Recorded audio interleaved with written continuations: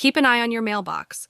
Crucial information is on its way for Social Security, covering retirement, disability, SSDI, survivors, spousal, and SSI beneficiaries. All the details you need to know are right here in this video, so let's dive in.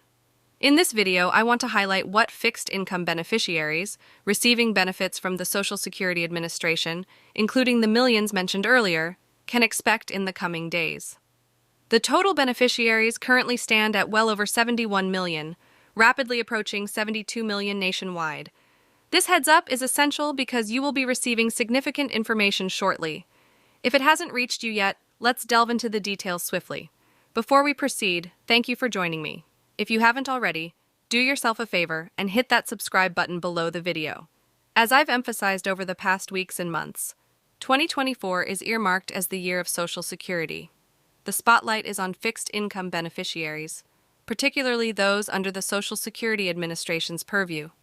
2024 is heralded as the year of Social Security and the low-income and fixed-income individuals. I confidently assure you, it's going to be a bustling time, especially with noteworthy events later in the year. There's a lot in the pipeline, and discussions will revolve around supporting low and fixed income groups. This year promises to be hectic, and I'll be here for you daily, just as I've been for nearly 4 years, offering researched insights in concise videos, keeping you informed on developments and opportunities like monetary benefits, raised benefit checks, programs, stimulus updates, and more. Naturally, I'll promptly bring any pertinent information to your attention, so if you haven't subscribed yet, please do so below. The year ahead will be eventful and enjoyable due to significant changes in benefits. While we don't have all the details about these changes, that uncertainty adds to the intrigue. I'll keep you informed, as always. Thanks again for being here. Now, let's delve into the crucial information headed your way, explaining why it's vital and what actions you need to take. All right, we find ourselves in this time of the year, by the way. I hope you're keeping warm out there. Seriously, what's happening with the weather? Can't wait for March, right? It's going to be a really pleasant time. Anyway, that's a little way off. Let's navigate through the upcoming weeks, shall we? Now here's what's happening. This is the season when you'll be receiving documentation from the Social Security Administration, known as an SSA 1099 or SSA 1099. What is this, you ask? Well, it's the paperwork that Social Security will be dispatching to indicate how much money they sent your way in the form of benefits throughout the calendar year of 2023. Why send such a thing? It's a requirement. They must and they have to send this out to all beneficiaries. And it's for tax purposes. Now, before you click away, let me quickly share with you why this is important and what you can do to make the most of this information. Now, I understand many of you in the community don't file a tax return because your income is low enough that you don't need to. However, just because you don't need to doesn't mean you shouldn't. By the way, this is not tax advice, financial advice, or accounting advice. It's not advice in any way, shape, or form. However, let me share with you quickly. I know many of you don't file tax returns. I'm not your accountant, and I don't know your personal situation.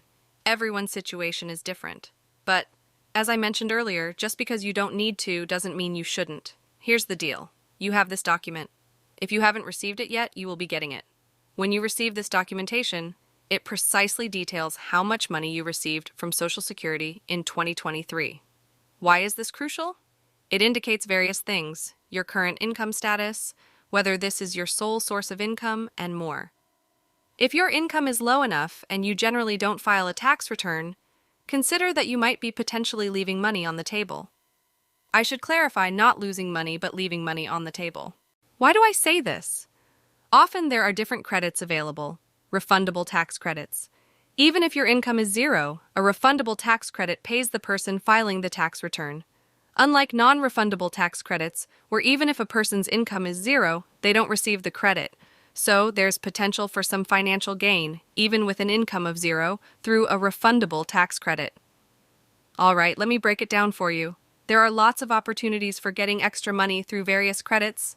Now, I'm not an expert on your personal situation, but if you consult with a professional, they might uncover different credits that could bring you hundreds or even thousands of dollars as a tax refund, even if you don't usually file taxes. Does that make sense so far? It's not a guarantee for everyone, as everyone's situation is unique. Here's a thing to consider. If you don't file taxes because you believe your income is too low, it might be like leaving money on the table. The IRS doesn't mind if you skip filing because to them, it's like saying, you snooze, you lose. So it could be worthwhile to talk to a professional and see if filing a tax return could bring you some extra money. There are many opportunities out there. Now let's talk about homeowners and renters. It doesn't matter if you own a home, rent a home, or even rent an apartment. There's something for you. If you file a state tax return, mostly applicable at the state level, you might be eligible for property tax credits. If you own a home and pay property taxes, a lower income could mean a substantial property tax credit later in the year. Renters, listen up. Even if you usually don't have to file taxes or your income is zero, your landlord should give you a letter every year showing how much rent you paid. This can be used to claim a renter's credit, which could mean getting back money, maybe even hundreds or over $1,000, as a refund because you paid rent. Did you know about these possibilities? Whether you did or not, it might be worth looking into. Consider using the paperwork you got from Social Security, like your SSA 1099, to report your income. Even if it becomes zero due to standard deductions, having zero income might still qualify you for certain credits, like a property tax credit or a renter's credit. So just because you usually don't have to file taxes doesn't mean you shouldn't explore these opportunities. It could be beneficial to talk to someone, whether you're a homeowner, a renter, or someone on a fixed income. There's money out there that many people miss out on each year simply because they aren't aware of these possibilities. Hey, I want to help you make the most of your money and take advantage of available programs. Getting a property tax refund or a renter's credit isn't about tricking the system. It's there to support homeowners and renters with lower incomes. It's totally legit and worth exploring. If this video brings you value, that'd be awesome. Now about the paperwork, keep that SSA 1099 letter from Social Security. Even if you don't usually file taxes, it's crucial official documentation. You might need it if you decide to file for federal or state taxes, especially if there are credits like property tax or renter's credit you could benefit from. Resist the urge to toss it aside. Consider holding on to it for a few months. I hope these tips help you get some extra cash, maybe even hundreds or thousands of dollars. Subscribe, leave your thoughts below, and share this info with others. Let's help everyone grab the money they might be missing out on each year. Who doesn't love a surprise bonus?